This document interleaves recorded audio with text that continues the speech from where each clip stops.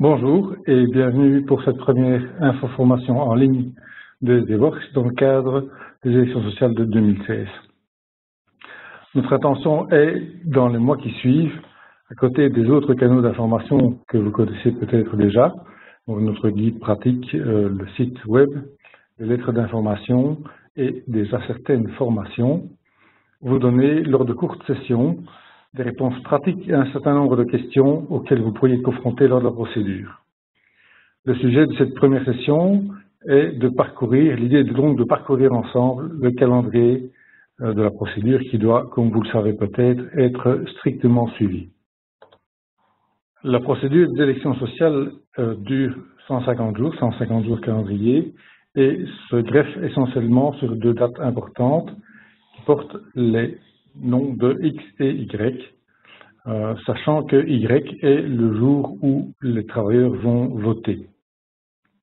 Le jour X, qui est une date d'affichage importante, se trouve 90 jours avant le jour Y.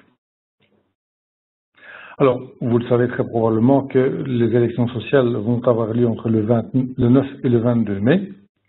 Ça veut dire aussi que le jour X se situera entre le 9 et le 22 février, sachant que la procédure, disons, la première étape de procédure, c'est-à-dire X-60, se situera dans la mesure où vous choisiriez le 9 mai comme date d'élection, se situera au 11 décembre, donc milieu de décembre. La toute première étape de la procédure, X-60 en l'occurrence, se situera donc au mois de décembre 2015, donc encore cette année-ci, et vous allez devoir, en tant qu'employeur, informer différents acteurs, à savoir les organes de concertation qui existent dans votre entreprise, les travailleurs, à défaut d'organes, ou les syndicats. Vous devrez aussi prévenir ou informer le service public fédéral emploi, travail et concertation sociale à propos d'une série d'informations. Ces informations portent, entre autres, sur les unités, là où les unités techniques d'exploitation, les fonctions qui composent le personnel de direction et les fonctions qui composent le personnel de cadre. Vous communiquez déjà à ce niveau-là des dates provisoires pour le reste de la procédure.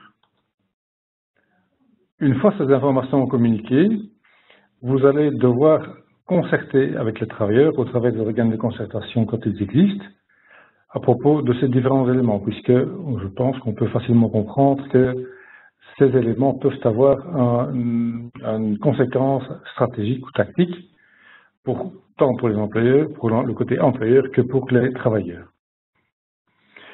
À X-35, donc 35 jours avant l'affichage, le premier affichage important, vous allez, en tant qu'employeur, prendre une décision par rapport à ces différentes informations. Sachant toutefois que si vous ne suivez pas le résultat de la concertation, il est probable que les organisations syndicales introduisent un recours à l'encontre de ces décisions. Un jour particulier aussi, qui ne figure pas dans le schéma que je vous présente ici, c'est le jour X-30. X-30, c'est le premier jour de la période qu'on appelle la période occulte. Et pourquoi appelle-t-on ça la période occulte? En réalité, les travailleurs sont protégés alors que vous ne savez pas si oui ou non, donc protégés en tant que candidat aux élections sociales, mais vous ne savez pas qui sera candidat. Vous ne le saurez que plus tard, à X+35. Et donc c'est pour ça qu'on appelle cette période la période occulte. Ça veut dire aussi que pendant cette période, vous serez extrêmement prudent, voire vous éviterez de procéder à des licenciements, puisque dans ce cadre-là, vous risquez de devoir proposer soit la réintégration, soit payer d'éventuelles sommes pour licenciement irrégulier. Nous nous trouvons maintenant en février 2016, c'est le fameux jour X. Vous allez afficher les infos sur les dates à laquelle, donc sur la date à laquelle les élections sociales, donc le vote aura lieu. Vous allez annoncer les heures des bureaux de vote. Vous allez aussi faire part des listes électorales, qui sont, il est vrai, pas encore définitives, mais qui sont déjà arrêtées à ce moment-là pour une première fois. Et vous allez aussi indiquer si oui ou non on vote par électronique. Nous nous trouvons maintenant à X plus 35, donc en mars 2016. C'est à cette date-là que vous avez reçu de la part des organisations représentatives des travailleurs la liste des candidats qui vont être proposés au vote. Alors faites attention quand même, cette liste est quasiment définitive, mais certains événements peuvent encore avoir lieu. Il pourrait avoir comme conséquence que des candidatures changent, mais pour la plupart, vous êtes déjà en connaissance de cause. Au mois d'avril de l'année prochaine, donc nous sommes aux alentours de X plus 35, X plus 56, les décisions et les affichages, évidemment, c'est une procédure qui suppose beaucoup d'affichage. Les décisions sont prises par rapport à l'organisation pratique des élections, le vote par courrier par exemple, la composition du bureau de vote, la désignation des présidents de bureau, des témoins et d'autres éléments pratiques que vous allez devoir, sur lesquels vous allez devoir concerter et décider. Fin avril, début mai 2016, donc, nous sommes à 80 jours après le jour X et il nous reste encore 10 jours avant le jour du vote. Vous allez distribuer ou voire envoyer les convocations aux électeurs pour qu'ils se présentent dans les bons lieux et au bon moment pour pouvoir voter. Quasiment la dernière ligne droite, nous sommes entre le 9 et le 22 mai 2016, le jour Y. La tension, en tout cas, a pu monter parmi les travailleurs, certainement parmi les organisations syndicales présentes dans votre entreprise. C'est le jour du vote, les travailleurs vont se présenter pour voter. Il y aura, à l'issue des heures d'ouverture du bureau de vote, des opérations de clôture. On va évidemment dépouiller les votes qui ont été émis, on va calculer les résultats. On va désigner les membres effectifs et suppléants. De tout cela, n'oubliez pas évidemment de dresser le procès verbal.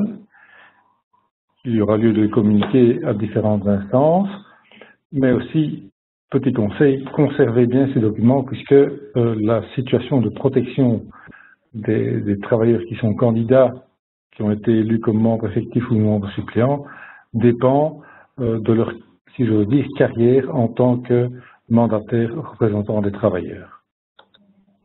Les procès-verbaux sont donc rédigés, les résultats connus. Vous allez voir que ça va entraîner une certaine effervescence dans l'entreprise. Vous allez évidemment devoir afficher ces résultats. Vous allez devoir les communiquer aussi. Vous allez aussi pas oublier qu'il y a une délégation qui représente l'employeur qui fera aussi l'objet d'un affichage. 45 jours après le jour d'élection, normalement, sauf si le règlement d'ordre intérieur de votre conseil d'entreprise ou le comité de prévention et de protection au travail a décidé différemment, il y aura la première réunion avec les nouveaux membres élus lors des élections ici de mai 2016. Vous avez ici une ligne de temps qui reprend les différentes étapes que nous avons déjà parcourues ensemble, mais vous avez constaté que c'était pas aussi simple que ça, d'autant plus que ces différentes étapes doivent être suivies de manière stricte. Et il faut reconnaître que, comme ça se déroule tous les 4 ans, on perd parfois un petit peu l'habitude. Donc voilà, SD pour ça peut vous aider, soit vous êtes déjà expérimenté, c'est pas la première fois que vous en faites, et vous pouvez profiter de notre service sur base d'une nouvelle plateforme. Ce sont plutôt pour un service qui est plutôt prévu pour les personnes qui ont déjà de l'expérience en la matière, ou nous confier la procédure de manière plus complète. Ça veut dire qu'il y a un accompagnement personnalisé et proactif de la part de personnes qui font partie de notre cellule d'élection sociale, qui vont agir vis-à-vis de vous de manière proactive. À côté des informations que vous avez déjà reçues, sachez que tout au long de la procédure, et là ce serait, je dirais, en calendrier réel, si j'ose dire, il y a des possibilités de suivre des formations.